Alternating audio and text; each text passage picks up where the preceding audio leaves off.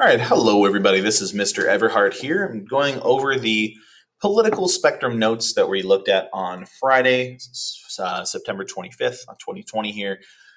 This is just going to be some very broad overview notes of the political spectrum, which is a really critical idea for understanding politics in the United States and really just politics in general. So I highly recommend that you, as you follow along here, that you take your own notes and you write things down yourself. You can either type or write, but writing things down and organizing them in your own way is a really great way of learning things better. Your brain actually does a better job of retaining and creating information when you write things down yourself and organize things in your own way. So, yes, this information is here, but I encourage you to write your notes as we follow along here. Okay, so first of all, what is a political spectrum? Well, it's simply a tool used to compare and contrast different political perspectives or positions by putting them on like a line or an axis or some sort of visualization to help us figure this out and wrap our heads around it. Now, typically, what we're going to look at today is just a simple left or right political spectrum, just a line, either left or right. There are many other types of political spectrums that you can see out there that are more complicated, that have like an x-axis and a y-axis, or even some other ones that are weirder than that. And of course, in real life, people's political opinions and perspectives are much more nuanced and complicated than this simple left or right. But for the purpose of today's introductory lecture, we're just going to focus on left and right. And here's what our political spectrum that we're going to start with and kind of use today looks like. In the United States, this political spectrum, this left or right kind of continuum here, places a range of beliefs along a horizontal line and is described as left or right of center. And we're going to get into which political parties and which perspectives are fit on this spectrum, and also looking at individual political issues and how they fit on this spectrum.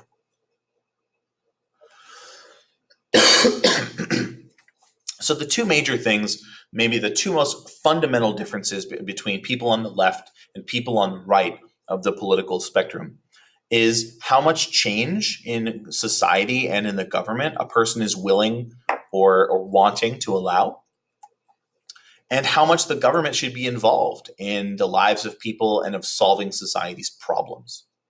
For people on the left or the liberal perspective, they are more comfortable with more change in society to move it towards a vision that they want things to get to, and they are more willing to use the government or to allow the government to interfere or to get involved in solving society's problems. They think the government can be used as a solution, whereas people on the right are more resistant to change, and they do not think the government should be as involved in changing things or solving society's problems. So the left wing, like I mentioned, is generally they're in favor of more government intervention. They believe that the government can be used to solve society's problems, and they would like to see change in that direction to suit their vision of what society should look like. The government can be and should be used as a tool to get there. Whereas the right believes that less government is better. They believe that the government inherently is limiting or interfering with people's individual rights, and that if us as individuals had the freedom to make our own decisions without government interference, then everyone would be better off. They generally are less in favor of change to the status quo. The status quo is basically just the way things are right now, the current setup. They are a little more hesitant to change things rapidly or radically, especially less in favor of the government leading that kind of change. So generally, the left is used to describe people who support change in society and government intervention. The right refers to people who hold more traditional values and want less government intervention. Okay, so let's dig a little bit deeper and more granularly into our spectrum here. So let's start with the people on the far left are labeled as radical. People on the far right can be labeled as reactionary, and we'll get into more detailed descriptions of each of these in a moment. People on the left, but a little bit more moderate, are liberals. People in kind of the middle right are described as conservatives. And this liberal versus conservative is very critical terms for you to know and to understand really all of the political dynamics of the United States. These are very commonly used terms in the news. And generally, in the modern 2020, a liberal is somebody on the left side of the political spectrum, and a conservative is somebody who's more of the right side of the political spectrum. And then finally, those in the middle are moderates. So, what is a radical? Radicals are on the far left of the political spectrum, and they tend to favor for wide sweeping, rapid, dramatic change in society in order to try to make to change society, or to, in their view, to make it better. Um, and they're not just talking about little incremental changes to the current system. They would like to have fundamental change to our economic, political, and social systems, even willing to completely get rid of our current system and replace it with something they think would be better. Radicals often or sometimes may even be willing to resort to extreme methods to bring about this change, including revolution or maybe even violence. Um, um, so if you ever see like a communist revolution or something like that, that would be a radical left kind of position. Overthrow the current government or economic structure and replace it with a different one. A liberal perspective, they, like radicals, do think that there should be change, and they are in favor of the government being actively involved in promoting the social welfare of people's citizens and trying to do things like reduce economic inequality, um, uh, protect the rights of traditionally marginalized groups, things like that. But they want to do it more gradually and more peacefully, and they don't want to completely overturn the apple cart and replace the current system with a new one. They would rather make reforms and changes to the current system. They're less likely to want to use violence. In fact, they oftentimes reject the use of violence and violent revolution in order to get this change. Most people in the Democrat Party would fit into this category, in the liberal category. Moderates are in the middle. They may share some viewpoints of the left wing of liberals, but also might share some viewpoints of the conservatives on the right wing. This is kind of an issue by issue kind of person, whereas some topics they might think one more liberal and some others more conservative. So an example might be somebody who's pro gun rights and thinks that there should be few restrictions on ownership of guns, but also is maybe socially more liberal, who thinks that that marriage equality is a good thing, and that we should spend more money on healthcare so everyone has healthcare, things like that. Moderates tend to be more tolerant or understanding of people on the left and people on the right and their views. They tend to not hold extreme views, or maybe even are those people who are like, I don't really care about politics, or I don't really, it doesn't really affect me, which is, we'll talk about that more later. And they advocate a more go slow kind of approach to political change. Conservatives, they are in favor of keeping things the way they are or maintaining the status quo. They think that there should not be rapid, radical change to society and the way it's working. They think that the way things are set up right now is going pretty well, and they resist rapid change, especially they resist the government being involved in making that change. They're hesitant to adopt new policies or expanding the power or use of government to get into these kinds of policies. And they generally feel that less government is better. They believe that the government, if it's bigger, it's going to interfere with individual rights and your freedoms. And they believe that the individual should have as many freedoms as possible. The government should not interfere with this. The thinking there is that if everyone can make the best individual decision for themselves, then collectively everyone in society will benefit from that freedom. A reactionary is somebody on the far right of the political spectrum. They believe that they want things to go back to the way things were back in the good old days of kind of whatever that means to that person. Typically, it's a good old days economically, racially, in terms of the power dynamics, in terms of gender dynamics. They resist change and do not like to see rapid change in society. And oftentimes, because they're on the far right, they're willing to use extreme methods like violence to repress this and to achieve their goals. So an example of this would be like fascists, like the Nazis back in the 1940s, or maybe people who are in like anti-government militia groups who will have a lot of guns and weapons and are willing to use those to resist social change. So let's look at how this applies to political parties in the United States. Political parties are loosely formed around these political ideologies on this political spectrum. So in the United States, of course, we have two major political parties, the Democrats and the Republicans. The Democrats generally are the liberal party because they believe and support government involvement in solving society's problems. And their animal mascot is the donkey, which I'll see if I can explain that to you guys next week. Republicans are the more conservative right-wing party of the United States. They generally believe that smaller government is better and that we should not be using government to solve society's problems. And their animal mascot is the elephant. These are the two fundamental main U.S. political parties. Most other countries do not have such a stark split between between two parties. Most other countries on earth have many political parties that have at least some representation in their government. That's kind of a broader conversation here about the pros and cons of a two-party system versus a multi-party system, but we'll get more into that later.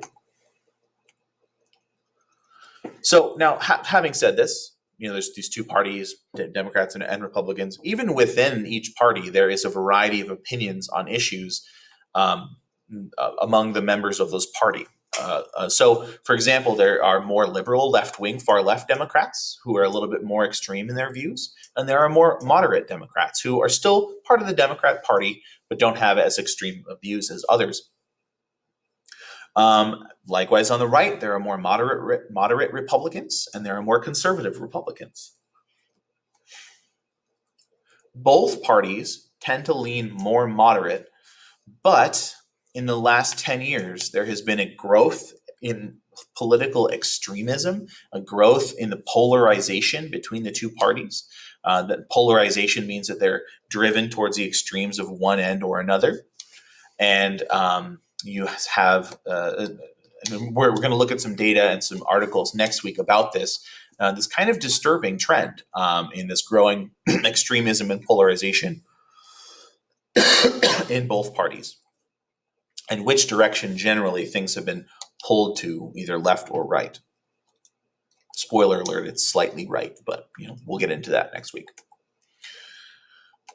All right, so where would we put people or labels, political labels like communists or socialists or fascists? Well, communists and socialists tend to be more on the far left of the political spectrum. Again, kind of taking the idea of using government to solve society's problems to the extreme.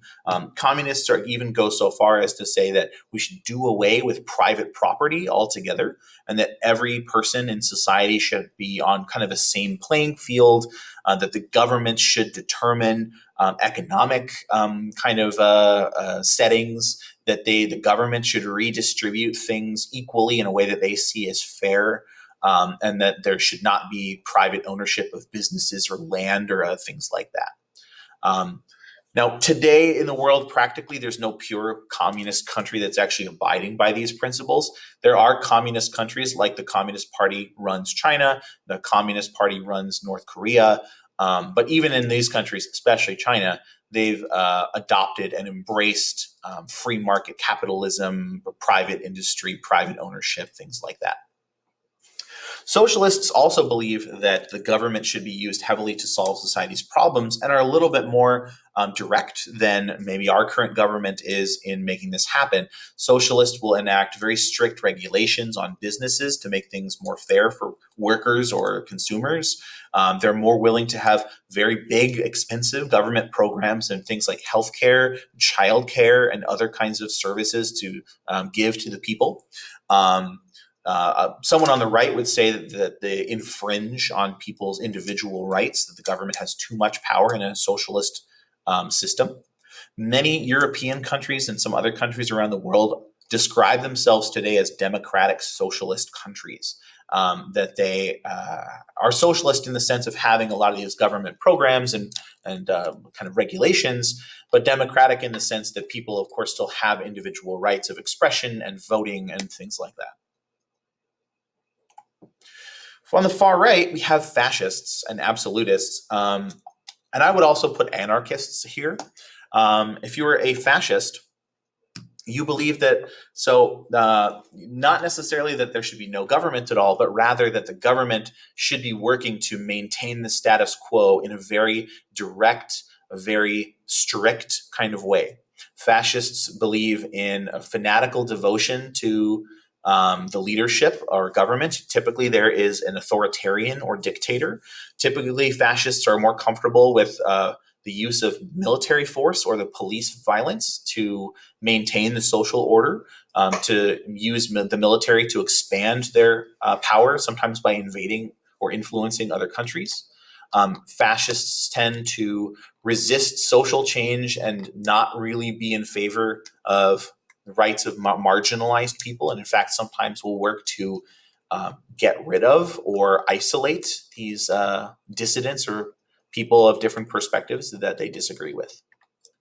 The Nazis were a fascist government in the 1930s and 40s. They're kind of the classic example. Absolutists are people who kind of interpret how government should work in a very absolutist, black and white kind of way, similar to fascists in terms of using the state violence to enforce a social order, a very traditional kind of view on how things should be in society. I would also throw anarchists are kind of in here, but in a different way. Anarchists believe that there should be no government at all interfering with people's lives, and that everyone should have complete individual freedom to do whatever they want. Obviously, this could be interpreted in a very extreme way, to the point of like, you should be free to like kill someone who wronged you or something like that. But so to me, that's one interpretation of that. And those other ones fall on the list here. Last slide I want to look at today. Just one sec. On the left, they believe that just looking at a couple issues. So for gun control, the left tends to be more in favor of gun control, whereas the right tends to be anti-gun control. They want that individual freedom to use and have and own firearms, regardless of what type they are. The left tends to be pro-choice and pro-abortion, tend to be in favor of a woman having the choice to have an abortion, whereas the right tends to be anti-abortion or pro-life. The left, the censorship issue actually is kind of more complicated. I wouldn't necessarily say, the left is no censorship and the right is pro-censorship. I think that each wants to favor certain things, or censor certain things. But so prisons is a good one. The right believes that if you are a criminal, if you committed a crime, you should be punished in a prison and should have your rights taken away. Whereas the left believes that people who commit crimes should be rehabilitated or redeemed in some way in prison. The left believes that we should fund education to be equitable for everyone, whereas the right believes that we should funnel that money into private schools so that people can have the individual choice. Again, it's all about individual freedom to choose how they want to spend that school money. And so on. So we'll get into more of these next week. But for now, this is a good summary or a good place to stop for our political spectrum notes. So if you have any questions, be sure to email me. But I hope you enjoyed this overview of the political spectrum.